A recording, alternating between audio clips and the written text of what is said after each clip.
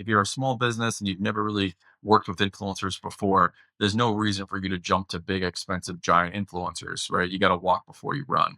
People don't want to hear all about your product's features. They want to hear how that product or service is going to improve their life. Podcasting brings a little bit more intimacy with the listener than like your social one engagement rate. That should be way more important than how many downloads I get.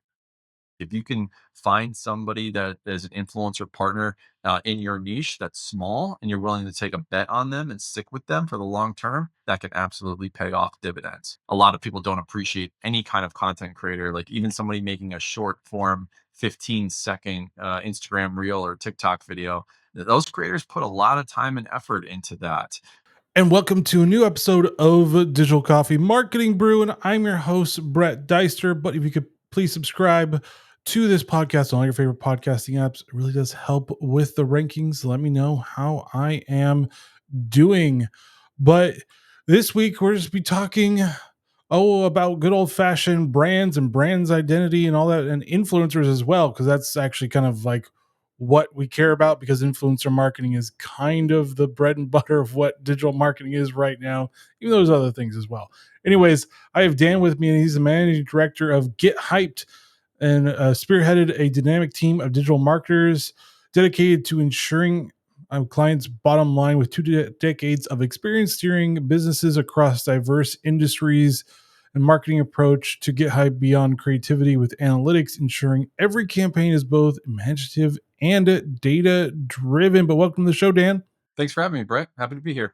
And the first question I ask all my guests is: are you a coffee or tea drinker? All the above. I can't get enough of energy throughout the day being a marketer. So I like to switch up my caffeine intake. I do energy drinks, I do coffee, do matcha, tea, all the above. So you're just an equal opportunity, just give me the energy type of person. I don't discriminate. Yeah, if it provides me with energy, I'm interested. That's fair. That's fair. But I gave a brief summary of your expertise. Can you give our listeners a little bit more about what you do? 100%. Yeah. So we started as an influencer marketing specialist agency, and we were doing a lot of high level influencer campaigns for corporate clients. And then that branched us into like, how can we take that expertise on working with content creators and apply it to help small businesses? So we're very much focused now on how do we use content creators on the most popular social platforms like TikTok, Instagram, and YouTube to drive results for small businesses. And as probably a lot of your audience is aware, small businesses care about growing revenue, right? So how do we grow revenue using content creators? That's the focus of our agency. Got you. So, I mean, what has been just kind of the thing about influencer marketing in 2024? Yeah, it's getting more expensive. I feel like that's the been the trend. It's been the trend constantly. Every quarter, post COVID is when things really exploded.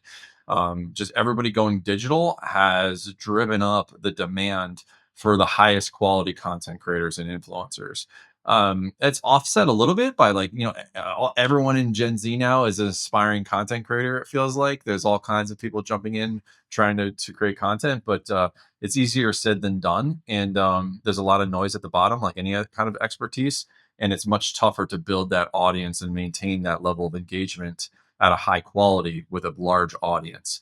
So when I'm talking about like the best mid-tier and micro level creators in different industries, there's not that many of them really out there as compared to the number of brands out there. So that drives a lot of competition for those folks. And those creators, they know that they drive a high price point and they're capitalizing on that, which makes it tough for small businesses that don't have a giant budget to work with those best of best content creators.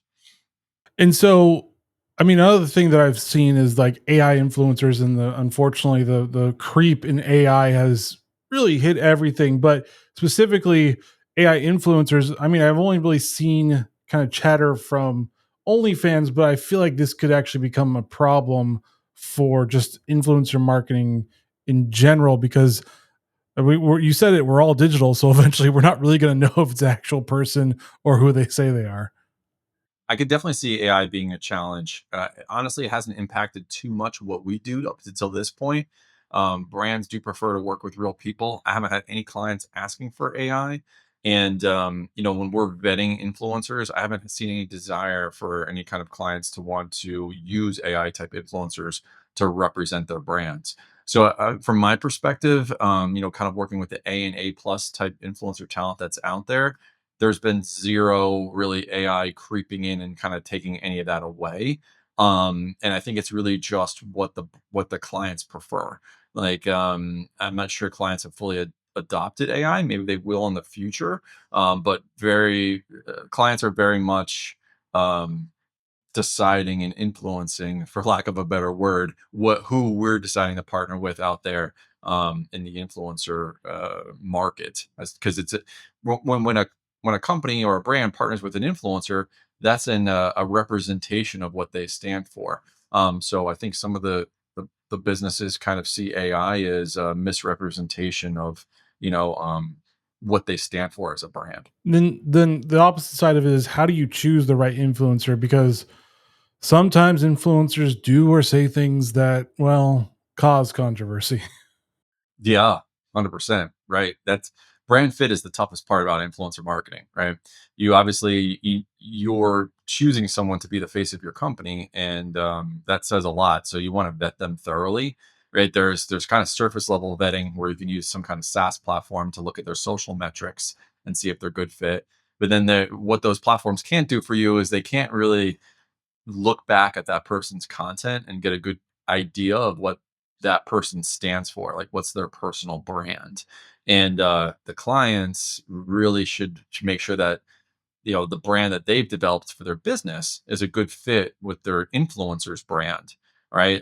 You want alignment there. That's the most important part of choosing influencers. And there's really nothing you can do to shortcut that process besides just watching that influencer's content and saying that, like, hey, does this seem like a cool part of my team? Does this person fit the core values for my company? And if the answer is yes, then you go and do the rest of the vetting, the high levels. Do they have the right engagement rate, and do they have the right number of views on their content? Should you also, I'm spitballing this one, but could AI also actually help with vetting a little bit more? Because you could say, hey, can you give me like a quick note on like all this influencers like video content in like a in a bullet point, and then they'll go through it, so you don't actually have to spend hours upon hours trying to figure out if they're the right fit for you. Yeah, AI is already helping with that for sure. AI, we see making the tools in the influencer marketing industry more effective. We're able to manage more with less effort on our side using those tools. So like that's my outlook on AI in general when it comes to really all of marketing, is that like it's helping marketers adapt and be more effective and get more done in a shorter amount of time. I'm not really in that boat of people who think that AI is going to replace all of them, 90% of marketers in the next 5 years. I think that it's just going to it's going to force really good marketers to adapt into using AI as one of the most effective tools in their arsenal to really driving results for clients. And have you seen like the difference in ROI between micro influencers and macro influencers? Because I mean, the strategy for influencers now is, it seems to be a mix of smaller ones and bigger ones, because you said budget wise, it is getting probably really expensive for the big ones, but you could still have impact on the smaller ones. Have you seen the difference in terms of engagement and ROI on either one of them? Yeah, yeah, it depends on, the size of influencer you're going for, depends on what your goals are, right? Like, if you don't have the big, I'll do the small business example first. Like, if you're a small business and you've never really worked with influencers before, there's no reason for you to jump to big, expensive, giant influencers, right? You got to walk before you run. So, what I tell a lot of our smaller clients when they're first, kind of dipping their toe into the water when it comes to influencer marketing, is like, let's work with a handful, 5 to 10 micro influencers, to see what kind of results they get as far as driving traffic to your website, for example, and then leverage their content to run ads and things like that to get the full benefit out of that influencer partnership, really maximize ROI. Then when you get more comfortable with who your ideal influencer persona is as a business, then you can be comfortable with putting more budget into bigger mid-tier influencers here that are going to drive higher price point, right? Because A and A plus mid-tier influencers can cost tens of thousands of dollars depending on the niche per post. And you don't want to drop that kind of money as a small business when you haven't really figured out what's going to drive the best results yet as far as your ideal influencer persona. And I mean, should you create guidelines for influencers that you're using? Because I know you can't really do really strict rules because then you're kind of infringing on the creative process. But could you do some like actual Right. guidelines? Be like, look at, we want you to avoid these types of topics, preferably because we know it will cause issues and we don't want really want to drop you and this type of thing. Should there those be like those types of guidelines of like, look at, we understand that you're creative, but we got to have some ground rules. Yes, absolutely. It always helps to set expectations, like any kind of relationship. Treat influencers the same way, right? The better you and more clear you can set expectations with your influencer partners, the better the result is going to be, right? I feel like a lot of times brands have this ideal influencer collaboration in mind, or they have an idea of what they want the creative to look like, but then they don't communicate that effectively to the influencer partner, and then they're surprised when the result isn't exactly what they had in their brain, right, in their head. So if I agree, you don't want to script what the influencer is doing. You want to leave them that creative freedom, but at the same time, a good influencer brief should guide them conceptually on what kind of partnership you have in mind as the brand, right? What do you want the post to look like? What do you want to talk about? What do you want to say? What's the goal, right? Because sometimes business's team or brand's team, they're what they're scripting in the messaging is conflicting with what the goal is, right? The goal for a small business is usually for their influencer partnerships to grow their business by generating new sales or delivering more customers. But then they'll script the messaging for their influencers and talk all about product features, which really doesn't do well as far as messaging, right? People don't want to hear all about your product's features. They want to hear how that product or service is going to improve their life, how it's going to make a good impact on them. So we encourage all of our clients to work with their influencers about creating storytelling content, right? Where the influencers take the service or use the product and tell a story in their content about what it was like experiencing that product, how it improved their life for the better. And then we use those usually come out to be the most effective. And should influencers really be on generational thing like Gen Z, Alpha, probably more TikTok, millennials, maybe some TikTok, but mostly YouTube. And then you have Gen X. But I mean, once you get too old, it eventually just becomes TV and radio.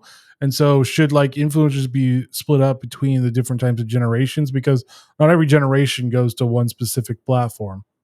Yeah, good question. This one comes up quite a bit. Um, and I think a lot of people would be surprised that even the average person 65 and older these days is spending about an hour of their time on social media, most likely Facebook. So if you're going to target a different audience with your product or service, I recommend just learning more and doing some research about how much media your social media specifically your target audience consumes and what platforms are in there, right? So for example, and like don't disc if you have an audience that's like say 50 plus, don't discount Instagram because it tends to be more popular for millennials because you can do things like having an influencer create content on Instagram and then using that content in paid ads for Facebook to target your audience. So you want to have a good strategy in place that meets your target audience where they're already consuming media. So having a general knowledge of like, okay, TikTok is still very much like Gen Z and millennial, right? Instagram is older than that. Facebook is older than that. YouTube is a nice diverse mix of all the above, right? So knowing the pros and cons and the age demographics and ranges of each social platform, doing a little bit of research ahead of time is really going to go a long way in making sure that you're picking the right influencers on the right social platforms for your business's specific target audience. And have you seen like the prices be different between Facebook or just ads, social media ads, and influencer marketing? I know you said the prices have gone up for influencer marketing, but is it still more cost effective than actually using social ads? Because I feel like social ads, everybody's a little tired of them or kind of ignores them now. They don't work as well as they probably did in the beginning. Yeah. Well, um, it's tough to compare influencers and ads. It's almost like comparing apples to oranges, right? Because when you got ads over here and you're just paying for reach, right? You're just paying for eyeballs. You're paying Facebook or TikTok or whatever, YouTube for eyeballs. But influencers, you're paying for eyeballs in their audience, and it's not targeted, unlike ads are. But then when you're paying an influencer, you're also paying that person for their time, their expertise, their audience. They're the talent. They're coming up with the creative strategy. So you're getting a lot when you're paying an influencer. So if you just look at like, oh, how many eyeballs did I get in ad investment versus influencer investment? Influencers are sometimes 5 or 10 times or even more expensive than ads from just about purely reach, right? How many views did I get? So the most effective thing when you look at influencers tends to be like, okay, I'm going to get some views from this influencer post. That's great. But 90% of the results is from leveraging that influencer in other ways. Like I mentioned earlier, there's a process called whitelisting where you run targeted ads through an influencer's creative, run it through their post. And that strategy performs 20 to 50% on average better than just traditional social ad campaigns. So it's like you shouldn't put the cart before the horse and like work with influencers before you see good results with your paid social channels. But if you already have a nice paid social program going and you have a nice ROAS on the campaigns and you're looking for like, how do I get a boost out of this? How do I do better with what I'm currently doing with paid social? That's what influencers really work best, because then you can get a bunch of influencers, you have them post, you leverage their creative and their posts to make your paid social program do even better. It's a influencers is a nice piece to put into your integrated digital marketing strategy. It shouldn't be where your entire strategy is, what I always tell clients. So it's almost like podcasting in a way where a podcast episode can be turned into several different content and things. Influencer and social ads are kind of like basically like a piece of the puzzle, basically, and they can be used in conjunction with one another. Exactly. Exactly. Yep. And for any, like, to answer your question about like how expensive are they, we have a calculator right on our website. So if you go to our website, gethypedmedia.com, and you go to resources, there's a free calculator and it has YouTube, Instagram, and TikTok up there. All you have to do is enter the platform and enter the approximate size of their following, and it'll tell you ballpark what you can expect to pay an influencer for the different deliverable types that are out there.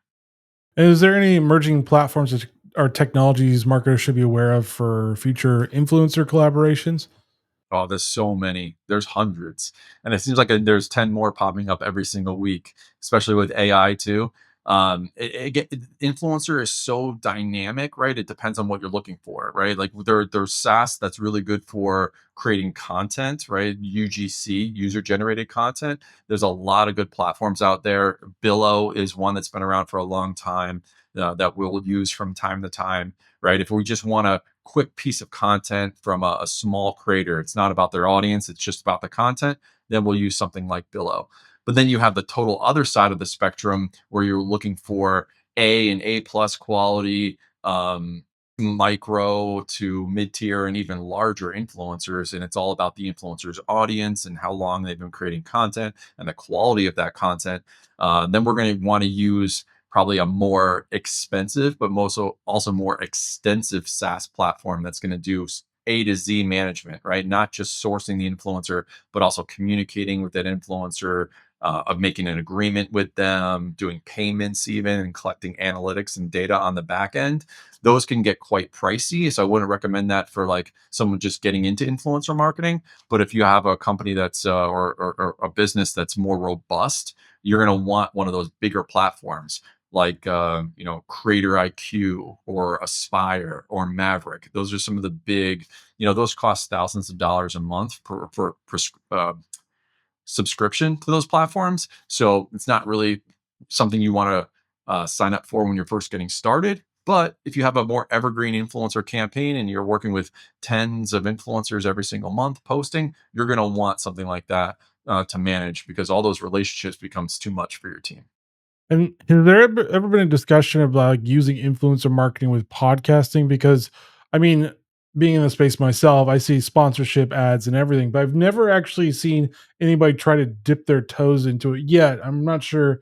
I mean, that's from what I've seen, but I could be wrong. But have you ever seen that quite yet? Because I feel like there is some type of synergy between that and just influencer marketing, it's a little bit different because I think podcasting brings a little bit more intimacy with the listener than like your social one. Plus, it's a little bit, I guess, this would be newer than your traditional social influencer.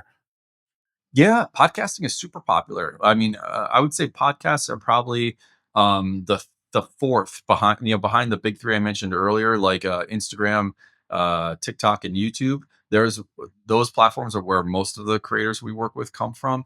But we're mostly B2C as well. I should have mentioned, right? So we're helping brands that are selling to consumers. Podcasts we come fourth on that list for us, but they also are very effective in B2B. So I see a lot of B2B companies using podcasts, using things like X or Twitter, and LinkedIn as well. There's influencers on all those platforms. So a lot of times folks will get caught up in what I call the vanity metrics of looking at the following of somebody and saying like, oh, why should I work with a LinkedIn creator that only has 10,000 connections, for example? That's not enough, or even less, 5,000 connections. But it really comes down to like who's in that audience and how effective are those connections, right? For example, if somebody had a podcast with only 100 listeners, and I actually just came a quick story, I ran into somebody at an entrepreneurship event, and he had a trucking podcast, and everybody in his audience were truckers. And even if he only has 100 downloads, right, that's going to be more effective partnering with that person if you sell to truckers than it would be partnering with a general influencer that has 1 million followers, because that general influencer, if they're not in the right niche, maybe only 10 people in their whole audience that see that content are truckers, right? And that person, that general influencer, charges tens of thousands of dollars, where you can get that trucker, which with a podcaster, at a more effective price. So it's important that when you're partnering with influencers, you don't just look at the vanity metrics. You don't just look at how many followers they have. Also look at how niched down is their content, how focused is their content, who's in their audience, right? Looking at audience demographics is super important when you're deciding who to partner with. And plus, the ROI could be significantly higher because they could have a better conversion rate just because the smaller they are, the more conversion they could have. Because you could have 1 million followers and maybe get 1% of that audience, and you could have 100 downloads. You could probably get like maybe 50% of that audience. I mean, that's still 50 people. Exactly, exactly. I mean, I think podcasts are still an audience, still a channel that's very much underappreciated, and it's not getting a lot of attention because I think it's just not visual, right? So the lack of the visual aspect of it being just audio, I mean, it doesn't come to mind to marketing teams and even small businesses as much as social like Instagram and TikTok get all the attention in the limelight, which is actually an advantage for businesses because you could probably get more affordable rates for podcasts than you can on those other platforms because there's less competition there. So podcasts can absolutely be extremely effective channel for influencer marketing. You just have to make sure that you fully understand what the audience is like for that podcast. They could continue to grow. Just because they're 100 right now doesn't mean they're going to be 100 forever as well. I think because I've run into that with some sponsorship where they're like, well, I'm too low. And I'm like, well, that doesn't mean I'm low forever. It just means that right now, at this point, that's where I'm at because podcasting is a very long term, gradual uptick of downloads because you're most podcasters are not going to make it big overnight. Most of them are going to take years to eventually grow that channel. But you're right. I mean, I do think the vanity metrics in podcasting is a little too focused on that right now, where everybody's like, "Well, what's your downloads? Well, this is how many you should have." And I'm like, "Well, what about my engagement rate? That should be way more important than how many downloads I get." Yes, right. Exactly. 100%. I couldn't agree more. And some of the clients that I know that come to us and they have past relationships, or some clients that have been with us for many years, they're top performing influencer partners. A lot of times, whether it was a podcast or a YouTube channel or Instagram or anything else, they entered into a partnership with an influencer and they stuck with it for 6 months, 12 months, or more. And that influencer respected that relationship with that client and kept their pricing the same, even as their audience doubled, tripled, and got 10 times the size. So those brands got such a great deal now. They're getting partnerships for a tenth of the price of a new company, just because they got that person when they were still very much growing their audience. They got in at the perfect time.